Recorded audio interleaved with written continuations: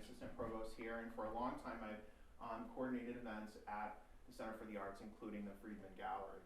So I'm here to welcome you. I just have a few announcements and thank yous here at the beginning before we get started with today's panel. The one thing I will draw your attention to, since we have a number of students, is this is an experience event, so hopefully you checked in with a monitor. This kind of tells you the requirements about experience events, so you will start seeing this at every experience event before you leave. So make sure that you do get your ID scanned as you're going out, because that's what gets you credit. Scan when you come in and then scan when you go out. I just want to make a few announcements about things that are happening in the Center for the Arts. So we're here today to talk about Lee Ketchum Lanterns. That's the show that's down in the Friedman Gallery, in the main part of the gallery in the front, and then also the video that's playing in the foyer gallery. So we'll talk more about that here in just a bit. We also have Joe Hawker's show in the project space, and Karen Frostig in the back, in the rear part of the main gallery. Karen Frostig's show is about the Holocaust from personal and public memory, and Joe Hawker's photography in the project space has a really cool augmented reality component to it as well. So Joe's show is up through March 8th, and both Lee Ketchum's show as well as Karen Frostig's shows are up through through April 14th. So check those out. After those go down in the main gallery, we'll have the student show. Many of you are artists, I know, so hopefully you will be putting work in for the student show. More on that process to come. There will be a prospectus that comes out, and that's open to all students regardless of whether you're an art student or not. Okay? And then in the project space, after Joe's show goes down, we have Brian Glaze. He's one of our faculty members, in fact, the chair of the art department. He spent a year-long sabbatical last year working on his sculpture, and so some of those things from his sabbatical will be on display starting on March 19th and going through April 23rd. Other news in the CFA, the next show for our improv group will be Pockets of Purgatory. That'll be February 14th at 10 p.m. in Group Hall. Then our theater department, Domino Players, will be putting on The Revolutionist from the 22nd through the 24th of April, 8 p.m. shows, and then also a Sunday matinee on the 25th at 2 p.m. For music, we have the Lion Records Showcase on February 29th.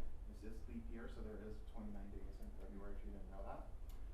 That'll be downstairs in the theater as well in the evening. And then the choral concert, the first of the spring semester, is on March 2nd on Saturday. That'll be music from the African American tradition, and that's over in the chapel. And most, if not all, of those things are experience events, as this was as well. All right, on to thank yous. So let me begin by thanking our Visual Arts Committee. Those are the members of the community, the public, their students on that group as well, that help us program what happens in the gallery, and then all things kind of surrounding that. Acquisitions, all of that kind of stuff. So thanks to all of our members from the Visual Arts Committee, as well as our art and our history department. We have several of those folks here as well. Thank you guys for all your support. Also, all of our Friedman Gallery attendants. We have some of those here with us as well. And our CFA and Friedman Gallery staff and interns. That includes Kara Johnson, our administrative assistant, Kate Mishurki, our registrar, Rich Hauk, our preparator, who puts all the shows up, as well as Stephen Nicodemus, who's helping us today with audiovisual. Also thanks to our communications, facilities, and dining staff for all the work they do to partner with us. The administration for continuing to fund the gallery, all of our donors who offer additional support, and then all of our faculty, staff, and students who show up at these events and help support us that way. So thank you guys as well. And now, our final thank yous. I'd like to thank Katie Rosenthal Jackson, who's with us today. Katie was our guest essayist for Lee Ketchum's work in the gallery, and you'll hear more about that in just a second. Also, of course, thank you to Lindsey Jancay, was our guest curator. Lindsey's here to my left, and Lindsey has programmed all of our foyer gallery shows this year, and we were so enthralled with Amy's work that we wanted to also include it in the main gallery, so more about that in just a second. And of course, finally, thank you to Lee Ketchum for sharing your work and amazing creativity. All right, final things. A little bit of information about Lee, Katie, and Lindsey. So our guest essayist, Katie Rosenthal Jackson, is a PhD student in the History of Art department at Bryn Mawr College, where she's studying modern material culture with an emphasis on textiles of South Asia and China. Her current research focuses on embroidery as a form of intra-Asian material and cultural exchange in the 19th century. That's pretty smart. Right? All right. Guest curator Lindsey Jancay is the director of collections and engagement for Historic Bethlehem Museum and Sites, and she holds her Master in Arts in Art History Theory and Criticism, as well as Arts Administration from the School of the Art Institute in Chicago. Glad you could join us today. Thank you. And Amy Lee Ketchum creates poetic narratives and abstract worlds in her animations, which draw from personal and collective memory, metaphysical narratives, and dance. She was raised by first-generation Chinese immigrants in Los Angeles and studied art and architecture at UC Berkeley. Upon returning to Los Angeles and frequenting independent theaters, she discovered her passion for film. Inspired by the visions of phantasmagoria on screen, she went on to pursue her MFA in animation at the University of Southern California. Her work has been shown on broadcast independent television, various international film festivals, and on the Centre Pompidou web channel. Amy Lee Ketchum currently serves as the chair of animation at the Pennsylvania Academy of Fine Arts. I also have for you, and you'll see when you go down to the gallery tonight, we do have publications. So this is Joe Hawker's trifold. There's also an essay about his work in there. You can pick that up in the gallery. I'm gonna just pass these around. You guys can take these as you like, because they'll be talking about some of the work. And so you can check this out in some of the catalogs here. So I'll just pass those along. And then also, if you do go see Karen Frostig's work in the back, there is not a publication like this yet, but we do have a gallery guide that will tell you more about what you're seeing, because those are very personal collages, as well as watercolors.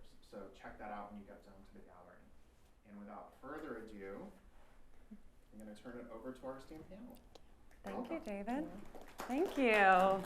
Thank you, and thank you, Amy, for being here with us today. I wanted to get us kind of kicked off and having a conversation today about lanterns and this body of work, but how it sits in the context of your broader body of work. So I reached out to you, more familiar with your work in animation. How did that start to influence this specific exhibition and show? Well, first of all, I just want to say to everybody, thank you so much for coming out on a Friday to sit in this room and share this work with me. And I just wanted to say briefly that I just have so much gratitude for Albright College and you guys being here for just letting me share this work, because this has been like a year's worth, at least, labor of love. And then more than that, just thinking about how to make this and having a reason to really just drive myself to make this work and have this discussion, which honestly makes me feel a little nervous, but then realizing like, this is why you make work. You don't make work to like do it in your studio and then like hide. It's to have a conversation, and I just feel so honored to just be able to have this time right now. So thank you. And then thank you, Lindsey, for your question.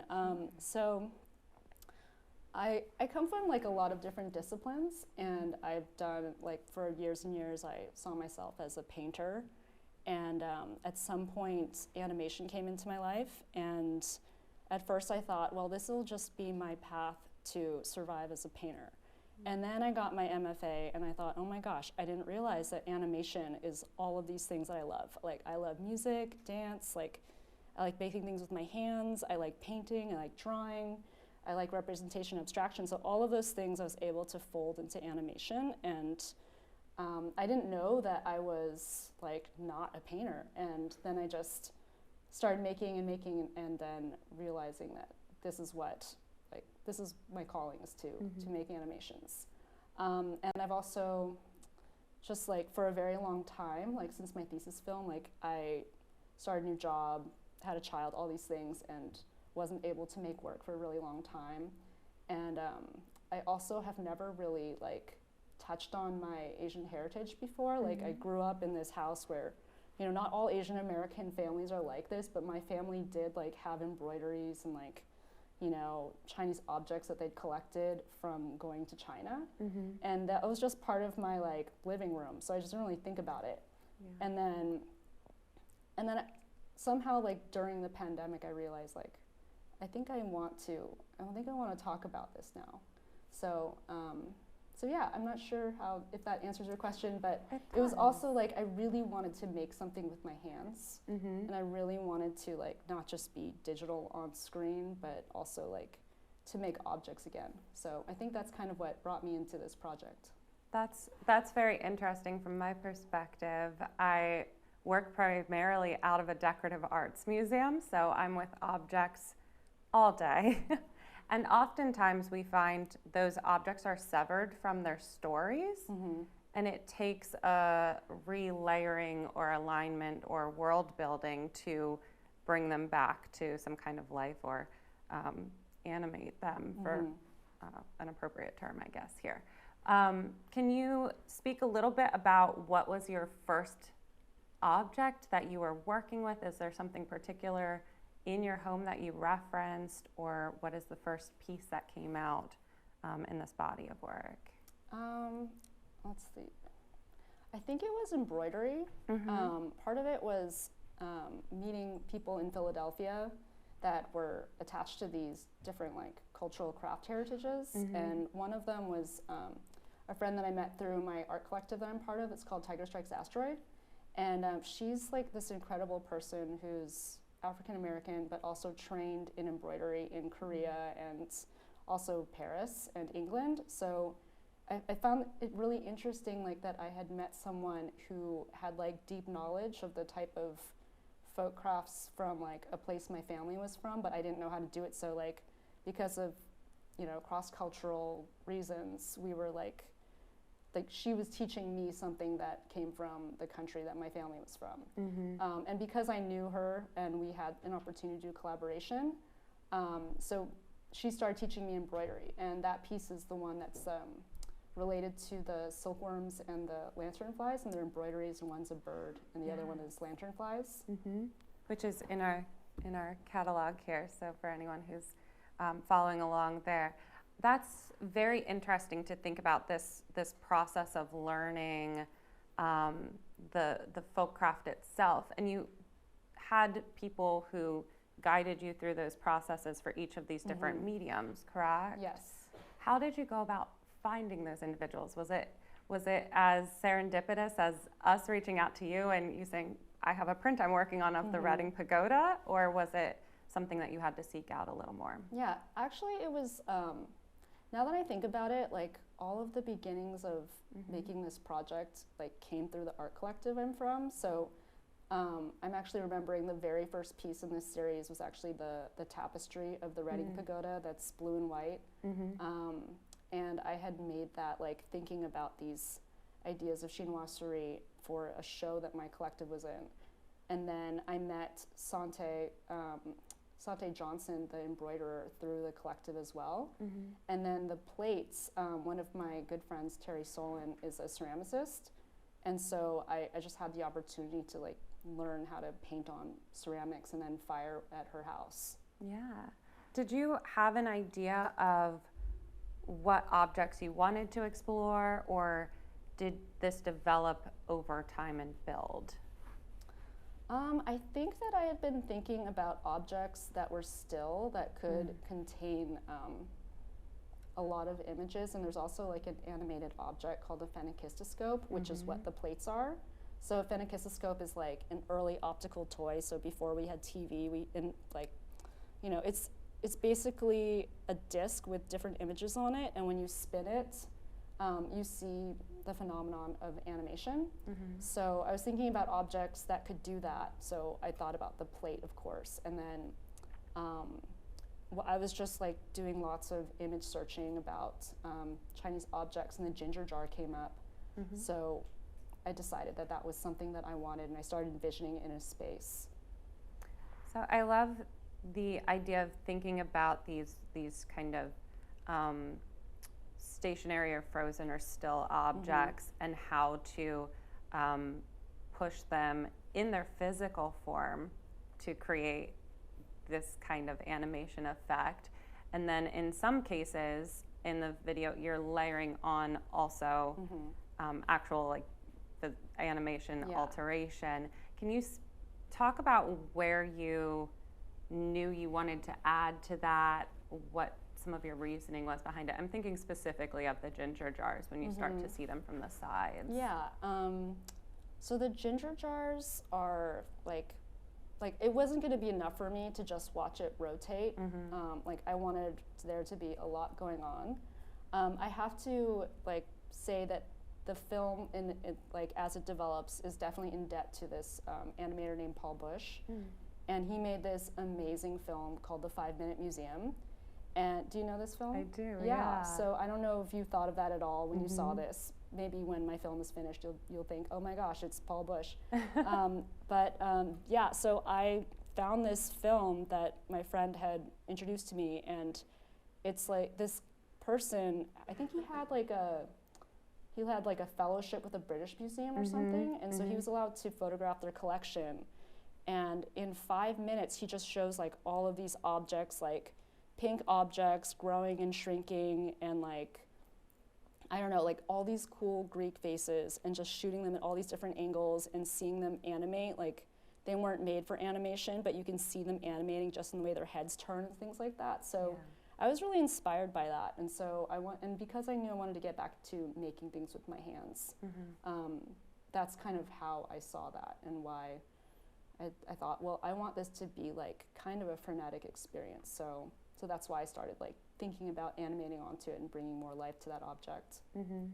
Well, and I think this is something that Katie gets to in the end of her essay, where she talks about how the animation itself starts to break the boundaries of the object, and perhaps that in this process of separating people in the appropriation of the kind of visual elements, that the object becomes still, and that there's a reanimation, a story aligned, and then a breaking out of that object.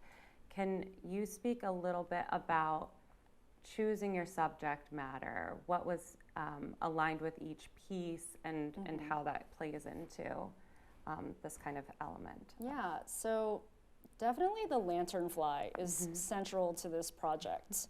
And I don't know if you're going to touch on this later, but the lanternfly, has it come to Reading? It has, right? I think I did do some Google research and see that there are stomping campaigns in Reading as well. But you know, they came to us in 2019 in Philadelphia, where I've been living for the past 9 years. Wow, that happened fast. And there was just this beautiful creature, and the first time someone sees one, you think, oh my gosh, that's so beautiful. It's got these beautiful bright red wings and these black and white, these black dots, and then there's just more and more and more. And you know, I understand why there's stomping campaigns. It's because they're not supposed to be here, and they are eating all our crops and flying in our hair, and it's getting gross. So, but I'm also really sensitive to this idea of like the xenophobia around invasive species. And I mean, to be honest, like I don't feel like the violence of racism on a daily basis. I don't feel anxiety when I walk down the street, but there's this like very subtle atmosphere that you can feel, like, especially when I leave a city, like that, you know, there's an invader here, and where did it come from, and why is it here? And I just started thinking about that every time I saw them, and then whenever people were like, stomp it, it's invasive, it felt like vaguely personal. And then during the pandemic, and you know, there were these, you know, anti-Asian hate, like, you know, ... among other extreme violence happening in the city where I lived, and like literally the streets are on fire. So the idea of the lanternflies, it just became more and more poignant, and I just thought, like, I want to make something about this. So the lanternfly kind of takes center stage, but also thinking about like chinoiserie objects. So researching like what kind of objects are infused with chinoiserie, and just looking at different things, like different embroideries, like ceramics and tapestries. So those are the main things I've been looking at. Yeah, but then also definitely history guiding like the types of things that I'm gravitating towards. And when you're thinking about how these come together within the exhibition, and we were talking about this a little bit before we started, but I do have to just acknowledge you were so mindful and had such detail around how these pieces were going to show in context with each other, how they create these moments on the wall. What was most important to you when you were pairing and tying in these things together? So the book ending of the tapestries, the kind of almost like an altar shelf in centers. What informed those choices? I think that a lot of the things that I've been seeing that have like a chinoiserie like style to it, there's a lot of symmetry, and there's a lot of like an air of elegance, whether or not it's like warranted or not. So yeah, I think I just wanted to like elevate the objects, and symmetry seemed like a way of working with that. And then this is not apparent in like what you see on exhibition, but like part of the longer narrative in my mind about this film is like that there are 3 parts, and part 1 starts in like a mythical Chinese landscape where there's this origin of the world tree called the Fusang tree, which is actually a mulberry tree. And it's where these like sacred crows live, which are sort of where the origin of the sun came from. And so that's one of the things that I was thinking about. And we see references to that in your storyboard ink drawings. Yeah. Can you talk a little bit about where the next phase and step or evolution of this is coming? I think it's a really wonderful gift that we get to see an exhibition and an animation piece as well that has a next step or has a future that you're envisioning. So tell me a little bit more about that. Yeah, so like I said, there's going to be hopefully 3 parts to it, and I fear that this film will take me 10 years to make. And that is no joke. Like, I teach, and I had this 21-year-old say, like, talking about, like, I can't believe that some artist spent 10 years on one film. And I thought, well, just you wait, because animation takes a really long time. But yeah, so I see the ink paintings as part of an early part of the film where you're in actually like a stop motion set that's set in deep space, and I'm hoping to make like an actual set with mountains and you know, creatures like roaming in it, and have a shot where the sacred crow is flying across the sky, and then it like the camera zooms into its eye, and it has a memory of this folktale that happened. And this is kind of funny because I'm like learning all kinds of things about Chinese culture like through this film, because even though my parents are first generation, my dad is pretty, like, I would say pretty dry and unsentimental. So, so we didn't have a lot of traditions growing up. And like, I know a couple stories, but I don't know that many stories. So I didn't know this story about the sacred crows. So the story is that there's this ancient tree, and there's 10 crows that live in it. And every day they cross the sky and they bring the sun to the planet. So it's like the story of Apollo. And then one day all of the crows, they get tired of waiting for their turn, and so they all get up at the same time, and there's 10 of them. So it starts scorching the earth. And so, you know, someone says, like, this needs to be stopped. And so an archer comes and shoots down all of them except the last one. And he's supposed to be this hero. And that just kind of struck me deeply as like very sad. Like, and I thought about the lanternflies, because it's not really their fault that they're here. Like, they were brought here because the United States and China are trading. And so they're brought here inadvertently, and then they're very successful. And then so it's like, okay, well then we need to wipe you out because this is getting out of control. And so I thought about like how this is not a one-sided story.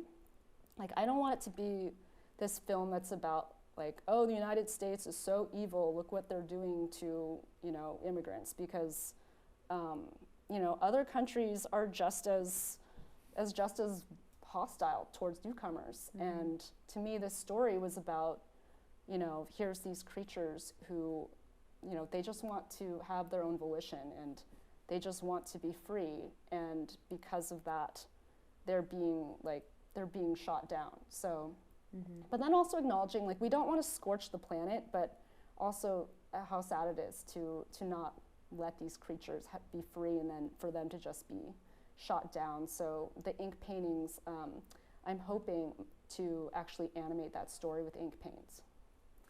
That's so interesting. And I'm struck by the amount of space that you hold, not just in this project, but also in your other work for that kind of nuance. I think the most successful animation pieces hold space for unknown elements in the world that's being created there.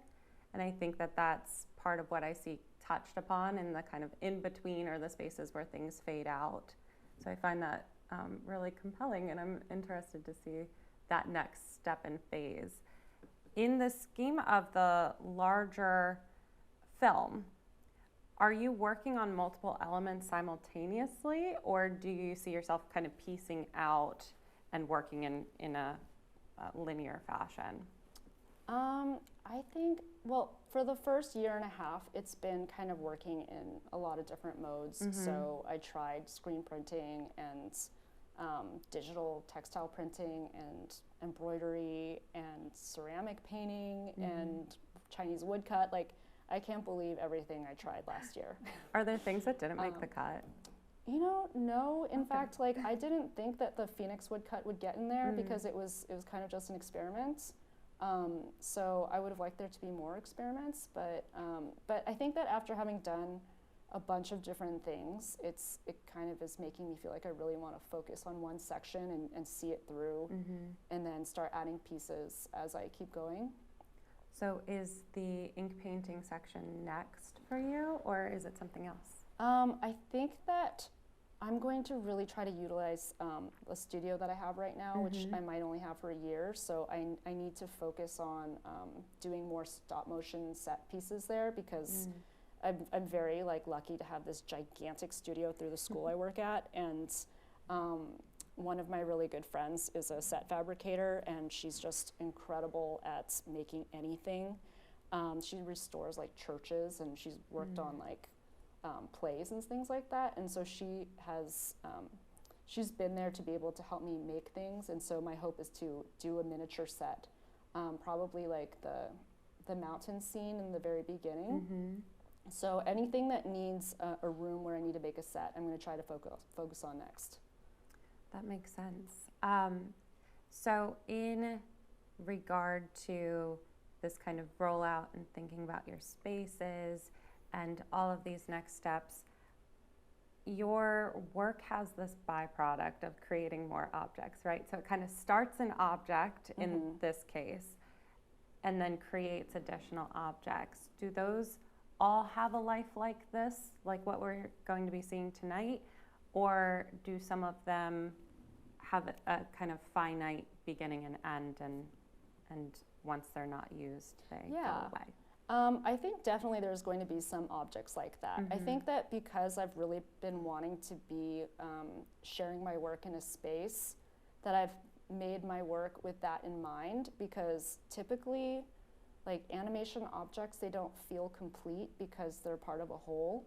So for example, there are things that I did in the final works that are going to make my life harder, because they're already painted, they're already there. So you can't really remove it and reveal a background. So I think that as I speed up, I'm going to have to make these decisions that are about, this can only be for this. What do you do for the things that you've made your life harder, you can't erase? What's your approach there then? Well, this is kind of my first time really doing that. In the past, I've just had a lot of random stuff, and they don't look like anything that you necessarily want to exhibit. Here's a puppet, and here's a flower from my set. And so like what do I do with the object? So I think that because I've made it this way, I'm working around it. So for example, like I have one of these plates that have cyclops moths on them with eyes. And my thought was that their eyes were going to like look from side to side while it was spinning. And then I realized while it's spinning, then the house is spinning. And so like that's a problem. So I think that I'm gonna have to think of ways like, what kind of transition am I gonna make to like make it so that it doesn't feel jarring? Or I was actually thinking about making some kind of like puppet to go on top of it, and so maybe it'll flap its wings or something, and then when it lifts its wings you'll see that image is underneath. That'll be interesting to see that kind of layering of object, and I do really enjoy and appreciate the puppets in and of themselves, these pieces that are coming out of your process. And I know that we have within the exhibition some of the lanternfly puppets. Do you have other pieces that you think will be layering in at that time, or will it be primarily lanternfly puppets that you'll be working through for this piece? So right now, the other living creature that I'm envisioning is the silk moth. And I almost feel like the silk moth needs its own story. So I don't know if you maybe don't think so much about silk moths because, just like I'm wearing leather shoes and I'm trying not to think about the cow it came from. But, when I was looking at what, the history of silkworms, it's actually, also really sad. It is. And, I don't think they're, PETA is not in the audience. But yeah, it's like, here's this creature that creates this byproduct, which is meant to then lead it to being born into the world and having this life where it flies. And instead, we have domesticated it to the point where adult silk moths, they can't even fly. And as a metaphor, that is so sad. And so I do feel like that has its own, really strange history, and thinking about how lanternflies, which are actually plant hoppers related to grasshoppers, but they're called, lanternfly moths for some reason. And silk moths, they have this strange bond and this metaphor for the different ways that humans treat other humans in a capitalist society. So yeah, I think the silk moth is going to play a role.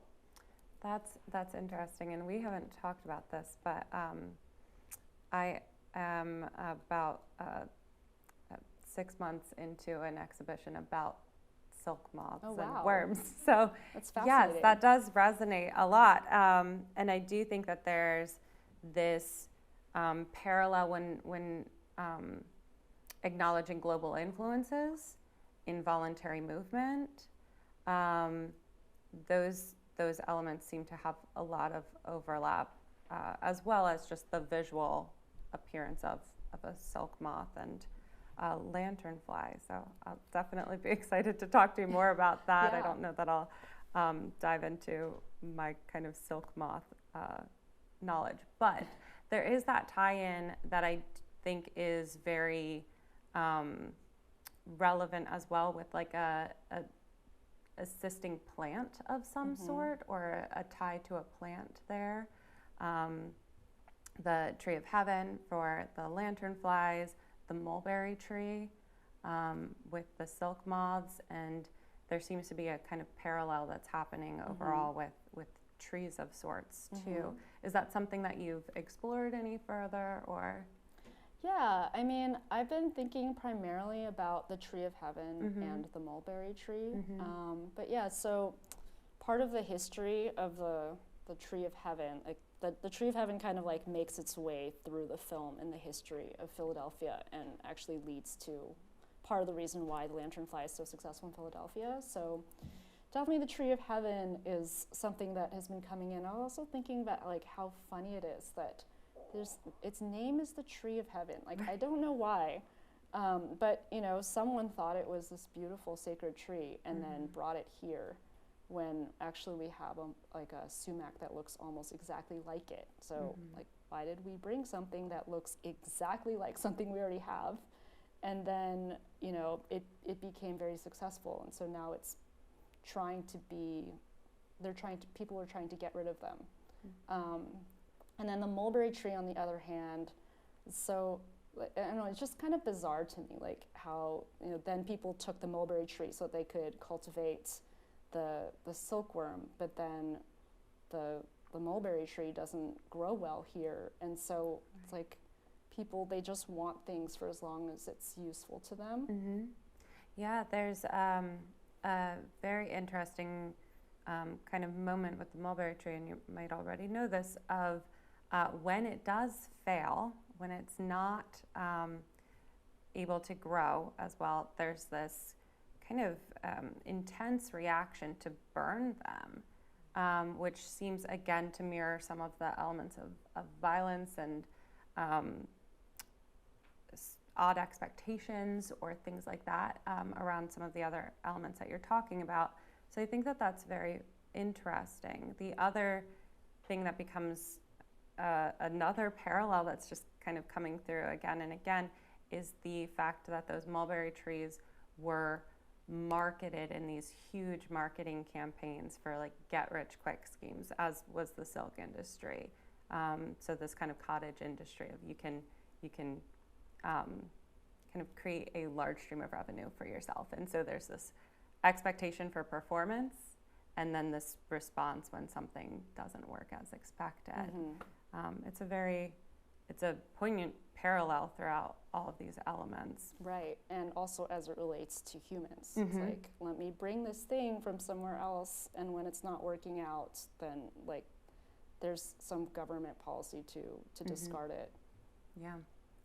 I think that it's very interesting to think about how this kind of continually comes back to something that was mentioned in your introduction, which is this collective memory and collective experience, and then the layering of your own experience as well. Is that something that you're kind of continuing to explore as you go through this process? Yeah, I mean, I think that this is a very personal film because it's like me trying to figure out what it means to like have this relationship with my heritage. And I think a lot of artists, like, I feel like I see it more and more where people are working through their identities through their work and trying to somehow like reach out to a heritage that they don't really know that much about and to try to feel a connection to it. Yeah, and I keep having this like I keep wanting to bring in my mother somehow. Like my mom passed away like 10 years ago, but you know definitely mother's always like the most important person in your life in a lot of ways. And I keep seeing this image of her being in the film, and I thought, this is not a film for her to be in it. But I keep seeing it and just thinking about trees again. And I don't know how she feels about me sharing this story, but so she told me this story that growing up in China, that she, like her brother, who's 15 years older than her, would take her to school with him while their mother worked, and he would tie her to the tree for the day while he was at school. Oh. And it was like supposed to be this adorable story that, my mom was waiting for her brother on this tree all day. But it just made me think again about trees and like this tree of life symbol. Yeah, I mean, that's definitely an interesting parallel, and I'm intrigued by your desire to set some boundaries about like, does she belong in this piece? And I wonder, does that relate to how much you want to put yourself in this in like a one-to-one way? Yeah, I guess I just think that maybe it's too much. Like it's too much to fold my personal memories into this. It's a lot to layer into a single like piece. Maybe that's a different film. As far as those kinds of different films or next phases, what do you see as your continued process in showing the objects that are coming off of the animation? there an ever-growing exhibition? Is there phases or single Right. exhibitions? What does that look You like know, for you? I don't know, because in some ways the exhibition is the impetus to create the objects to be shown. Yeah. So in a way, it's like it's taking longer to think about both.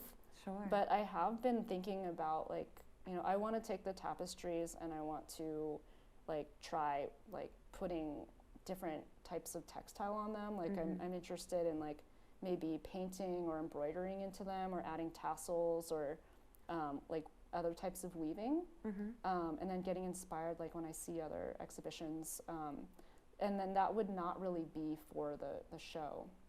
So but in terms of like showing more work, like I do have a shot in mind where it's like an extended landscape of embroidery, and then seeing like an embroidered lanternfly like kind of flit through the space. So I kind of imagine that there could be like a long landscape, and then like the different frames of the lanternfly flying. So when you envision those things, you see pieced out the objects that are going to be coming from that. Yeah. Is that because of a mindfulness to process? Is it because of going through this experience of creating an exhibition where the object is centered, or is it a combination of both? Maybe? I'm not quite sure I understand the question, but definitely like when you animate, you need to have a frame by frame element. Are you thinking about the frame by frame, though, so much in context of what's being output? Or is it more about having that object? Yeah, ultimately it has to be like something that's going towards the animation. So even if you wind up creating pieces that are not going to be used in the animation, that are natural progressions for you, do they still always exist within the context of the animation and the film? I mean, maybe they'll make their way in there. Like I made this Reading Pagoda screen print, and part of this process has been, you know, then wanting to make objects that I'm thinking about that don't relate to the film. So I just have to come to terms with the fact that I'm going to be able to do both, or try to do both. Like one of my friends who really inspires me, she just had her opening at Lincoln Center. Her name is Maya Erdely. But anyway, so she's just spent 9 or 10 years finishing her film, which I found just like, you know, she probably didn't think it was going to take that long. But in that time, she also had a child, got married, like not in that order, you know, had a job, like putting up tons of art shows, and those paintings that she makes aren't in her animation. So I thought, oh, well, you know, you can do both. Like if you want to do a lot of things in your life, then you have to give time to each one. So, so yeah, there are definitely objects that are spin-offs that are not related to the animation. Does it kind of bring you back to that early experience that you mentioned, where you said, oh, I'm an animator, I'm not a painter? Kind of like it feels almost full circle of going back and saying, okay, I'm also a maker of these things. Yeah, and I'm slowly trying to make my way back to painting. Like, I mean, even though I painted, you know, I digitally paint, I painted the plates, like I painted the lanternflies, there's like this strange part of me that feels like I haven't fully explored paint. So I'm hoping that will, you know, push me to the next level. It's like, now we're making paintings. Yeah. Well, and that seems like a really exciting and natural next step from this. Are there elements or things from the exhibition that might not be apparent, much like we were talking about the mulberry tree or the crows? Are there elements that might not be apparent as we walk through the exhibition, but you'd like people to know the backstory of? So I'm just gonna try to walk through the different objects in the space. So when you walk in, so first you see the spinning plates in the jar. So that's, you know, that's like the main feature, but not the full film. Like there's gonna be like background elements and such. And then you walk through and you see the Reading Pagoda screen print on the right, which I was really excited to hear from Lindsey, because here I am drawing the Reading Pagoda, and then I get an email that invites me to put my work in writing. So that was a really fun synchronicity. So that piece was related to me doing research on what like chinoiserie architecture exists in the United States.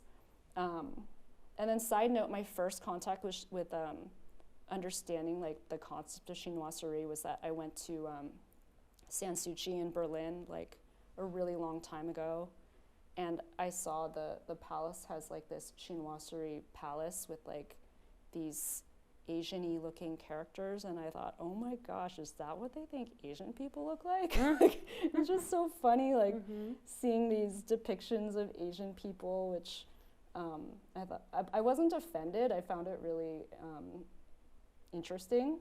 But anyway, so that's what the Reading Pagoda one is about, and that in my mind exists with other screen prints that I would love to have the time to make. And the next one I want to make is instead of the Reading Pagoda Center, it's China's Eiffel Tower, and then, which I didn't know that China had an Eiffel Tower.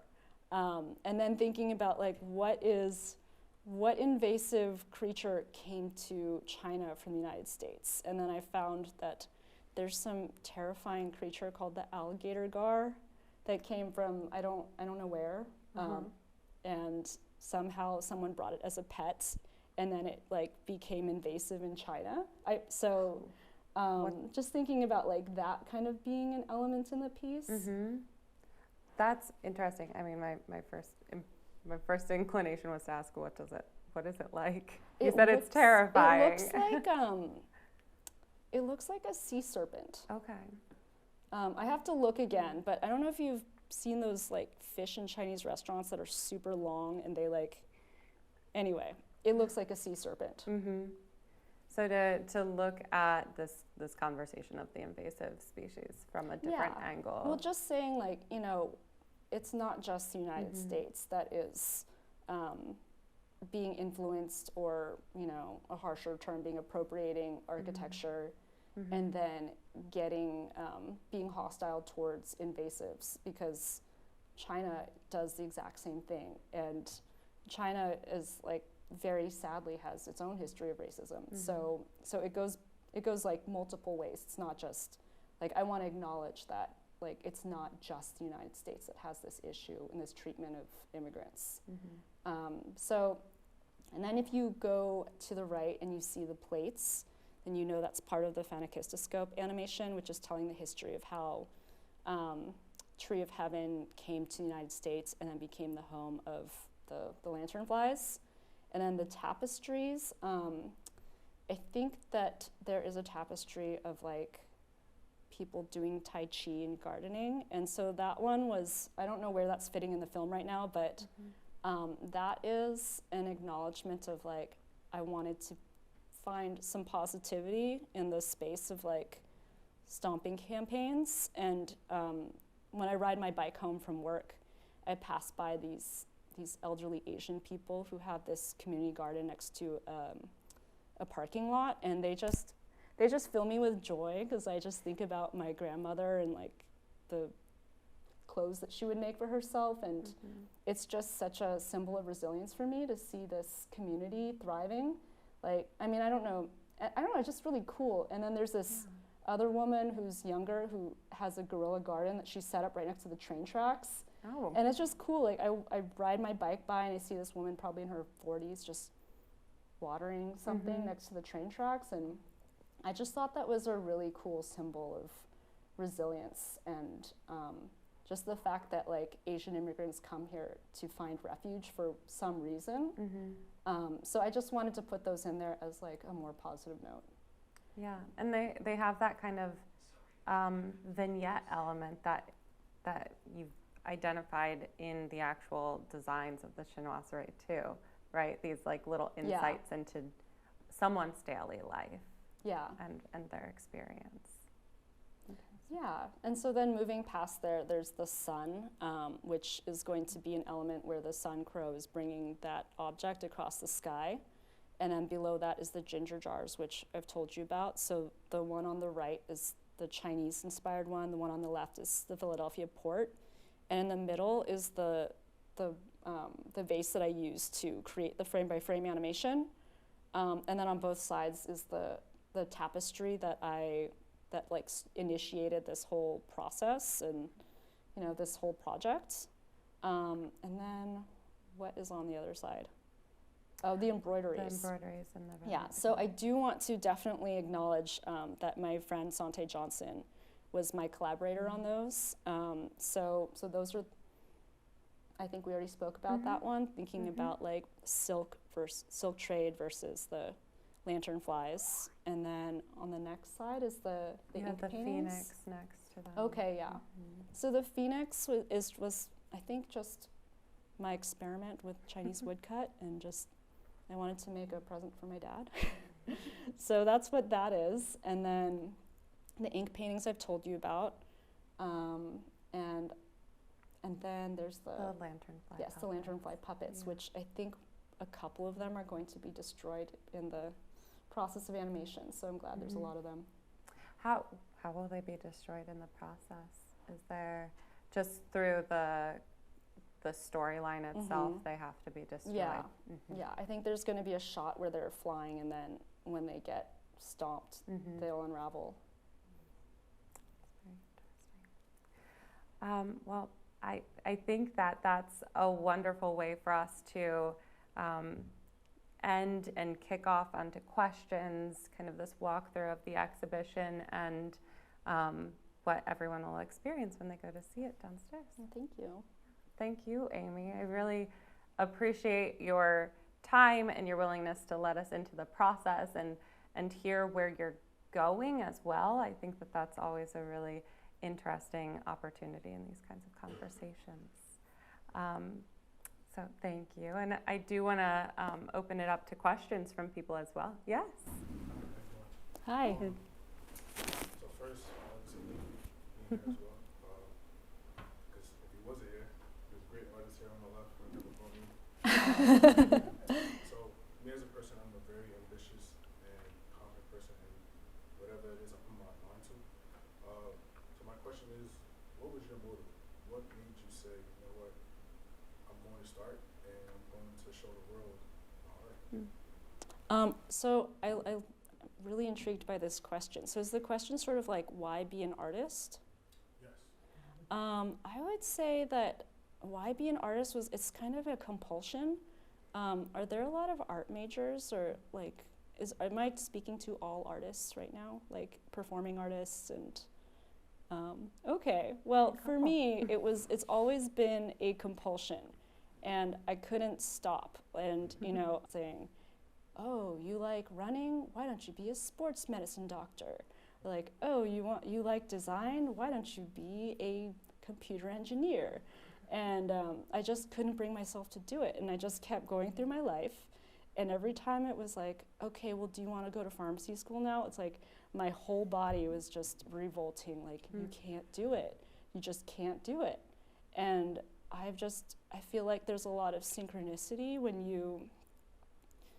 obviously there's a lot of luck, but like there's a lot of like, if you are looking and your energy is there, like doors open. Like I had no idea I was going to animation school. And I think that just that compulsion, like I can't not do this thing, is why I keep doing it. And I have to say, like, my mom passing away really, it shifted my worldview, because, when someone dies, you realize you're gonna die, and that you just have to live your life. And like, why do you want to live all your life like making money just to like buy clothes and dump it in a hole, And I just thought, like, well, what's the point of life? Like, what makes us human, And I think making art is it's the way that I express that I do more than just go out to eat and consume. So yeah, it's my compulsion. Thank you. Yeah, back there. The movie is obviously about Chinese culture and what is around all Chinese Americans and even Chinese people themselves.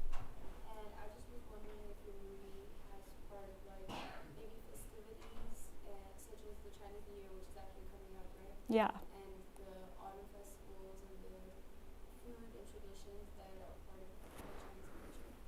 Yeah, so the story of the sun crows, actually, I discovered when I went to the library and got a book about what the Mid-Autumn Festival is about. So the story of the sun crows, which is in the beginning of the film, relates to that story, which then the whole story is that then the archer shoots down all of the 9 crows, and then we have the one sun, and then to reward the archer, an elixir that will give you eternal life is given to the archer.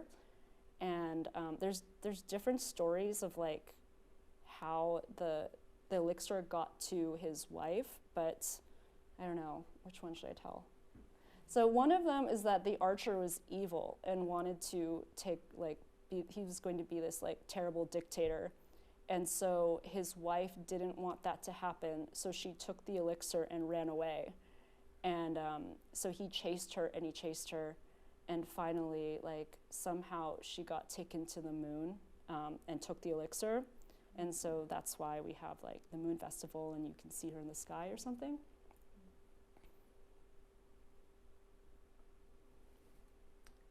I was just gonna ask, you said that you like experimenting and trying out a lot of different things. Is there anything that you see yourself getting into experimenting with in the near future? I know you're gonna be working on the film and that's a big thing, but is there anything that you've been thinking, like, oh, I really wanna try this out? Yeah, I really, like, there's a foundry in the school that I work at, which is PAFA, which we won't talk about PAFA.